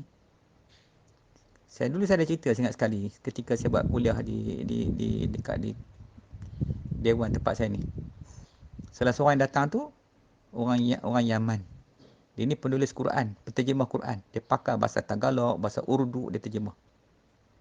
So Malaysia pada dia terjemahan. Lepas dia datang kuliah tu, lepas dia dengar kuliah, dia kata, dia jumpa saya. Dia kata, ustaz, betul lah cakap ustaz tu. Cerita jadi, masalah jadi apa? Islam keturunan, Islam kau ni, dia kata Muslim kau ni. Bukan masalah orang Melayu, ustaz. Kami orang Arab pun sama, dia tetap buat. Dia dekat Yaman, dia kata tak pernah dia buat. Ini pertama kali dia dengar, dia kata benda ni. Tapi dia terima lah juga. Saya kata, awak rasa macam mana? Pandai cakap Melayu. Kahwin dengan orang Melayu. Dia kata, betul lah benda ni. Dia terima dulu. Patut Islam kita tak kuat. Saya kata, nampak tak? Tu kamu penulis Quran. Saya kata, penterjemah Quran lagi hebat. Saya tak ada pandai penterjemah Quran ni. Tapi dia kata, betul lah benda ni, betul benda ni. Serius. Patut ini kita kena buat dulu. Kita kena hidupkan balik budaya, bukan budaya lah. Adab anak-anak bila akhir balik terima syahadah. Buat majlis macam mana kita buat sambutan hari jadi anak tu. Panggil, kalau mazhab Hanafi ya. Mazhab Hanafi lah, mamak-mamak ni, India Muslim ni. Dia panggil imam ke rumah. Panggil imam ke rumah, ajar anak mengucap di rumah tu. At least ada benda buat. Kita walaupun dikatakan sunat muakkad dalam mazhab Syafi'i, tapi sekarang ni udah huru-hara hirup pikuk dunia gini, maka bukan sunat muakkad lagi dah. Kan? Biar kita buat. Walaupun sunat muakkad kita buat. Kita nak benda tu terbaik untuk anak-anak kita, keluarga kita. Jadi kita buat. Jangan biar lalu gitu, hanyut gitu je. Tu ni ambil faham baik-baik bagi ayah-ayah yang mana yang jaga yang jadi ayah tu, dia fikirlah elok-elok macam mana. Lepas ni dia nak macam mana cara dia nak buat dengan anak dia. Mudah-mudahan anak-anak kita semua tu dapat syahadah sebelum kita mati. Esok anak kita pula, kita pesan dia, jangan lupa esok anak kamu pula jangan tinggal benda ni. Kena ajar benda ni. So kehidupan kita nanti, keturunan kita semua ada zuriat-zuriat ni, Islam, iman, ihsan ni, yang berhubung dengan Rasulullah. Itu yang paling penting sekarang ni. Sebab di akhirat besok nak masuk syurga bukan dengan amal. Allah kata masuklah syurgaku, ke dalam syurgaku dengan rahmatku. Tapi nak sampai ke rahmat Tuhan tu, nak lepas siratal mustaqim tu, nak kena dapat syafaat Nabi dulu. Nak dapat syafaat Nabi, kena dapat syafaat ulama dulu. Ni kita duduk dengan siapa ni? Ulama. Dari situ boleh pergi ke atas tu. Tu gitu. Faham tak? Faham? Tu laluan dia. Bukan boleh terkuih kat Nabi tu. Tak boleh. Sebab ilmu tu daripada Nabi sampai ulama bawa kita. Kita tak ada langkah kepala pada ulama ni. Kena ikut, kena follow dia punya adab tu. Satu-satu kita jumpa satu ulama ni, jumpa tu betul perjalanan kita tu nak sampai kepada Nabi, sampai kepada Allah, nak sampai kepada redha Allah, dapatlah syurga Allah Subhanahu Wa Taala. Baik, faham tak itu? Wallahu a'lam. Baik, alhamdulillah. So kita ke slide yang terakhir pagi ni. Kita tanya satu soalan, apa hak anak-anak? Kita tanyalah apa hak anak-anak? Hak anak-anak kamu tu lah, apa hak anak-anak kamu tu? Hak anak ni ialah menerima talqin syahadah daripada ayah dia. Itulah kerja ayah. Jangan kita terhutang ke anak kita dengan hak dia tu. Kita biar anak tu tanpa syahadah. Ustaz, saya pun tak terima dengan ayah saya, tak apalah, lepas dah. Udahlah tu. Terus niat tak elok, biarlah. Benda dah lepas. Bapak pun dah tak ada, meninggal dah kan. Okay. Forget about that. Sudah. Ni hak anak kita pula macam mana? Kita ajar pula kat anak kita. Sudah-sudahlah. Itu cerita yang baru ni macam mana nak buat ni. Kita ajar anak kita, bang, ikut ayah nanti Adik abang niat elok kan. Kalau ayah boleh syahadah, kalau tak boleh kita bawa ibu ustaz. Saya kalau tak duduk talqin duk budak tu, saya berpesan yang menakir balik lah. Nanti ikut ustaz ya. Kalau ustaz suruh niat, niat elok. Dia niat lah. Sebab tu iman ni bila kita terima macam itu, dia berubah. Sebab tu jalan nak keluar daripada jahat, jalan kepada maksiat, dia tak ada jalan yang cepat. Melainkan dia talqin balik. Sebab tu dia kena talqin di hati tu. Supaya hati tu terima balik. Bila hati tu terima iman, Islam, ihsan tu, dia tendang keluar hak jahat-jahat selama dia duduk dalam perut tu. Segala kufur maksiat tu. Nak buang benda tu. Jadi maknanya kita nak anak itu biar dia membesar dalam keadaan dia beriman kepada Allah. Kalau tak beriman juga, itu bukan kerja kita. Walaupun kita dah talqin dia semua, dia nak bersih dengan jahat dia lagi, kita nak buat macam mana? Kita bukan mampu nak jaga. Dah hajar semua tapi tak nak ikut kan. Jadi kita hajarlah. Kita ubah kaedah ni lepas ni. Apa dia hak anak-anak? Hak anak-anak bila saya pakai balik, itulah disyahadahkan. Dan kenapa pula perlu syahadah? Kenapa? Sebab dia perlukan iman. Manusia ni kalau tak ada iman, jadi fasik, jadi degil, jadi kafir, jadi munafik, semualah. Segala kufur, maksiat, fasik, zalim semua ada kalau dia tak terima syahadah tu. Kita yang mengaku kita orang Islam ni pun kadang-kadang perangai buruk tu tak boleh hilang. Dengan degilnya, dengan sombongnya, dengan riaknya, takaburnya, ujub, rasa diri tu hebat. Kita tadilah kata, dalam FB pun tengok, dalam FB, buka lah FB tengok. Tengok gambar, tunjuk kita buat apa hari ni. Kang, tunjuk buat ni pula, makan sedap-sedap, makan ayam, makan nasi kambing. Cerita habislah, kita akan cerita habis kat orang apa kita buat aktiviti. Perlukah kita cerita kat orang hal-hal kehidupan kita ni? Perlu tak nak tanya dulu? Perlu tak? Apa perlu kita cerita kat orang? Benda ibadat ni, kita buat sembunyi je. Tak payah cerita kat orang. Nak buat diam-diam je. Nak sedekah pergi sedekah. Tak ada publish dalam FB, WhatsApp, cerita habis kat orang. Tak ada tujuan sebenarnya pun. Tak ada faedah pun. Sekadar nakkan nama je. Itu jangan, lepas tu jangan berselindung di sebalik agama. Tu nak kena faham baik agama tu. So kita baik, sebab tu kita kena mengaji, kita dah syahadah. Baik, kenapa kita nak syahadah pada anak? Supaya apa? Supaya anak-anak kita tu, mereka dapat bermula hidup mereka dengan kalimat taqwa. Dengan wa alzamahum kalimat taqwa wa kanu ahqa biha wa ahlaha. Biar anak tu ada kalimat taqwa, kalimat syahadah ni, kalimat tayyibah. Mudah-mudahan mereka hidup di atas jalan iman, Islam, ihsan. Dan kita tak bimbang dengan mereka dah. Yang hari ni kita takut anak-anak kita, kena siapa ada anak tahu je lah. Masa kecil, seronok jaga. Dah besar sikit, masuk sekolah rendah, tahan lagi. Dia start masuk sekolah menengah, tu dah mula dah. Dah mula pening kepala dah, mak bapak. Dia mula perangai buah dia. Masa tu kita dah mula risau. Maka kita pun pergilah cari ustaz tu. Ustaz ni bawa lah botol air spritzer tu. Bawa spritzer ke, Seamaster ke. Ustaz, boleh jampi boleh tak sikit? Anak buah lah ustaz. Berapa tahun anak kamu? Tak sekolah menengah ustaz. Dah nak ambil exam SPM dah. Sebelum ni kamu buat apa ke dia? Biar dia kan? Lepas tu, bolehkah dengan sebotol air ni nak menyelesaikan masalah anak kamu ni? Entahlah ustaz. Cubalah ustaz ikhtiar. Baru mak start pening kepala. Nak mujur, selesai. Kalau tidak, berengkel-rengkel lagi. Tak habis lagi. Tu laki pula buat hai pula. Laki buat hai pula. Macam-macam cerita lah hai laki ni. Pening kepala bini pula. Kalau ada bini pula, laki pula bini buat hai. Tak mau jaga anak lah. Meragam lah. Semua duk main dengan WhatsApp tu. Duk main dengan FB tu. Jumpa alumni tu. Member-member lama tu. Dah terlupa ke laki dia ada laki dah. Layan je kawan-kawan lama tu. Pasal lama tak jumpa. Patut benda tu tak payah lah. Lama tak jumpa bukan boleh buat apa pun. Sonok. Tu. Ni masalah kita nak selesai. Pening kepala sebenarnya main dengan akhir zaman ni. Tu fitnah. Tu disebut zaman fitnah. Fitnah ni benda-benda jahat masuk dalam kehidupan kita. Sebelum ni kita elok je. Masuk je benda tu, FB kita apa semua tu, kita dah jadi jahat dah. Kalau isteri pula, patut hak dia kena layan suami tu. Kena jaga suami sebab suami tanggung dosa dia. Pahala suami tak tanggung, dosa tu nak tanggung. Isteri ni patut kena jaga. Kena buat yang terbaik supaya tak bebankan suami dia dengan dosa isteri tu. Kalau rumah bagi tahu, nak buat itu bagi tahu, semua nak buat dia bagi tahu. Kiralah dari segi hukum isteri dengan suami ni, kalau tengok dalam kitab Muhimah, kitab tu lah kitab pasal suami isteri ni. Hingga kan kalau dia baring atas katil, dia nak turun tengah malam pun tak boleh, kena bagi tahu kat suami dulu dia nak pergi ke mana. Dia nak pergi solat ke apa semua kena khabar, nak pergi tandas tak apalah. Kan? Nak pergi tandas kejap, suami tengah tidur, umpama jangan bangun sekejap. Kalau nak pergi solat apa kena khabar. Sampai macam itu dalam Islam tu.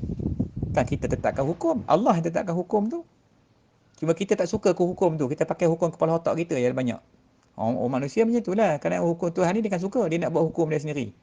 Dia tak boleh lah laki aku pun sama. Mula dia buat hair dah. Allah dah cerita dalam Quran dah. Nabi pun dah khabar dah. Macam mana kehidupan kena macam ni. Sehingga Nabi kata kalau sekiranya Allah bagi manusia sujud kepada orang lain, nescaya aku perintah isteri-isteri itu sujud kepada suami-suami mereka. Tapi sebab tak boleh.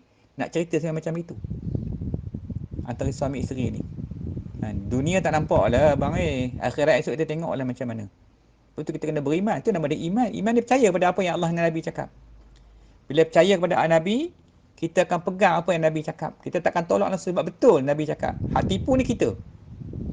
Nafsu kita selalu menipu kita. Mata kita selalu tipu kita. So jadi berbalik persoalan ni, iman tadi. Sebab kita nak anak kita hidup. Tak usah macam kita lah. Kita dah tahu dah Allah, huru-hara hidup aku ni. Biarlah anak-anak aku jangan. Maka kita develop balik anak kita. Macam ni kita belajar, kita bawa mereka balik kepada syahadah, mudah-mudahan kehidupan mereka ni tak macam kita dulu. Laro. Kalau duduk orang kata duduk atas jalan tu, melelong berjalan. Gelong macam tayar bersikar gelong tu. Bengkok tayar tu. Jalan macam bersikar yang tayar apa itu. Kalau tayar kereta sudah lah. Macam tayar pancak tu, guduk berjalan. Dan kemudian supaya apa? Anak-anak tu dapat melaksanakan syariat Allah dengan sempurna atas dunia ni. That's the best practice. Itu yang kita nakkan bawa kepada syahadah tu. So jadi, kanak-kanak remaja, apa kita patut buat? Suntikkan dulu dua kalimat syahadah ni. Macam kita suntik vaksin tu. Kalau suntik vaksin, mak ni bukan main dengar cakap doktor ni kena suntik vaksin lah. Sekarang ni vaksin COVID dah tak ada. Nak bagi makan apa? Boleh pula baik. Apa dia tak bagi makan? Paracetamol, Panadol, bagi vitamin C, tanya orang yang kena COVID itu keluar. Elok je keluarnya. Cuma vaksin ni apa? Menahan tu daripada serangan COVID. Sama juga dengan Islam. Apa vaksin dia? Syahadah. Ni cerita pasal vaksin syahadah pula. Jadi macam mana nak buat? Suntik syahadah dalam jiwa anak-anak tu, dalam hati mereka tu, supaya mereka terpelihara daripada serangan-serangan virus-virus yang jahat kat luar tu. Kalau COVID pun ada vaksin, Islam lagi ada vaksin dah. Apa vaksin dah? Dua kalimat syahadah. So hari ni kita akhirkan kuliah pada pagi ni, mudah-mudahan dengan dua kalimat syahadah. Itulah vaksin syahadah. Vaksin bagi manusia syahadah adalah ubat penawar bagi serangan kufur, maksiat, munafik, fasik, zalim. Mudah-mudahan anak-anak kita dan kita juga selamat di dunia ni dengan adanya roh syahadah dalam jiwa kita tu. Sekian untuk hari ni. Mudah-mudahan Allah bagi keberkatan kepada hidup kita. InsyaAllah ada masalah kita sambung lagi kuliah. Wabillahi taufiq wa hidayah. Wassalamualaikum warahmatullahi wabarakatuh. Allahumma salli wa sallim wa barik ala sayyidina Muhammadinil Fatihi lima ughliqa wal khatimi lima sabaqa wan nasiril haqq bil haqqi wal hadi ila siratikal mustaqim sallallahu alaihi wa ala alihi wa ashabihi haqqa qadarihi wa miqdarihi al-azim.